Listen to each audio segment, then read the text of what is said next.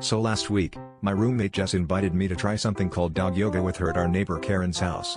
Honestly, I thought it was just another excuse for her to wear leggings and for me to hang out with Karen's golden retriever, Biscuit. We arrived to find a circle of overly enthusiastic dog owners, a suspicious number of yoga mats, and a sign that said, "Find your inner wolf." Things seemed normal enough, except for the fact that Karen handed out treats to the dogs every time someone attempted a pose. The first 15 minutes were your standard awkward stretching, except with Labradoodles sniffing everyone's socks and a chihuahua named Trixie who kept licking my ear every time I went into child's pose. But about halfway through, Karen tried to demonstrate downward dog, and Biscuit decided it was his turn to lead. He strutted to the front, barked commandingly, and, I kid you not, every dog in the room immediately went into perfect formation, tails up, heads down. The humans, meanwhile, just kind of looked at each other, unsure whether to clap or beg for treats themselves. That's when things got weird. The dogs started correcting our poses with gentle nudges and the occasional slobbery paw on someone's lower back.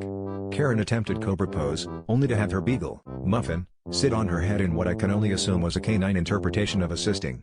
Someone's poodle brought over a chew toy, dropped it at my feet, and stared at me until I tried to balance it on my nose. Jess, meanwhile, was being herded into a corner by 3 corgis who seemed intent on demonstrating the importance of alignment. By the end of the class, every human was lying on the floor, panting, while the dogs sat in a perfect lotus circle, quietly meditating. Karen announced the new class schedule, handed out dog biscuits to the real yogis, and casually mentioned the class has a new name, Downward Human. So yeah, if anyone needs me next week, I'll be practicing my begging pose and working on my tail wags. Apparently, that's the only way to get a treat around here.